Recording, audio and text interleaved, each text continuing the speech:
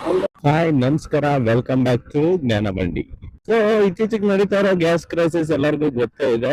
ಹೇಳಿದವರೆಲ್ಲ ಕಾರಣ ಯುದ್ಧ ಅಂತ ಹೇಳ್ತಾನೆ ಇದ್ದಾರೆ, ಆದ್ರೆ ನಿಜವಾದ ಕಾರಣ ಯುದ್ಧ ಅಲ್ವೇ ಅಲ್ಲ.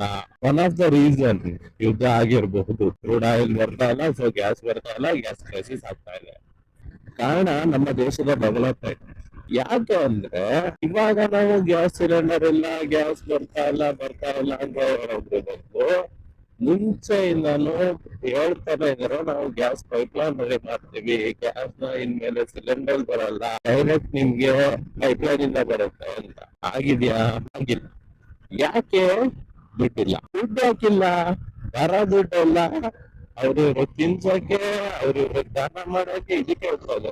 ಡೆವಲಪ್ಮೆಂಟ್ ಎಲ್ಲ ಎಲ್ಲಿಂದ ಆಗುತ್ತೆ? ಸೊ ಮುಂದೆ ಬರೋ ಕ್ರೈಸಿಸ್ ನ ಬಂದ ಮೇಲೆ ಅದಕ್ಕೆ ಸೊಲ್ಯೂಷನ್ ಹುಡ್ಕೊಂಡ್ರು ಬಂದು ನಾವು ಮುಂದೆ ಪ್ರಿಪೇರ್ ಆಗಿರ್ಬೇಕು.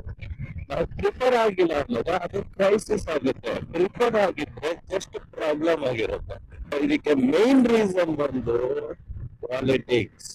ಅದನ್ನ ಯಾರು ಹೈಲೈಟ್ ಮಾಡ್ತಾನೆ ಇಲ್ಲ. ಮುಂಚೆನೆ ಪ್ರಿಪೇರ್ ಆಗಿದ್ದು in case of shortage, alternate ways ಮತ್ತೆ ನಮ್ಮಲ್ಲಿ ಸ್ಟಾಕ್ ಮೇಂಟೆನೆನ್ಸ್ ಮಾಡಿದ್ರೆ ಈ ತರ ಕ್ರೈಸಿಸ್ ಬರ್ತಾನೆ ಇರ್ಲಿಲ್ಲ ಯಾರಿಗೂ.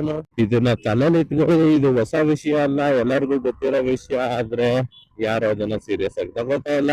ಸೀರಿಯಸ್ ಆಗಿ ತಗೊಳ್ಳಿ, ಆಯ್ಕೆಗಳನ್ನ ಸ್ಮಾರ್ಟ್ ಆಗಿ ಆಯ್ಕೆ ಮಾಡಿ. ಯಾರ್ ಬೇಕು, ಯಾರ್ ಬೇಡ, ಯಾರ್ ಬಂದ್ರೆ ಏನ್ ಮಾಡ್ತಾರೆ, ಏನ್ ಮಾಡಿದ್ರೆ ನಮ್ಗೆ ಒಳ್ಳೇದು ಅನ್ನೋದು ನಿಮ್ ತಲೆಯಲ್ಲಿ ಇರ್ಲಿ.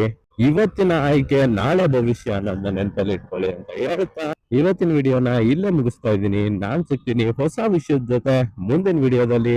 ಅಲ್ಲಿವರೆಗೂ ನಗ್ತಾ ಇರಿ, ಖುಷಿಯಾಗಿರಿ. ಚಾನಲ್ ನ ಸಬ್ಸ್ಕ್ರೈಬ್ ಮಾಡಿ, ವಿಡಿಯೋನ ಲೈಕ್ ಮಾಡಿ, ಶೇರ್ ಮಾಡಿ, ಹಾಗೆ ನಿಮ್ಗೆ ಅನ್ಸುತ್ತೆ ಕಮೆಂಟ್ ಮಾಡಿ. ಟೇಕ್ ಕೇರ್, ಬಾಯ್. ಅಷ್ಟೇ.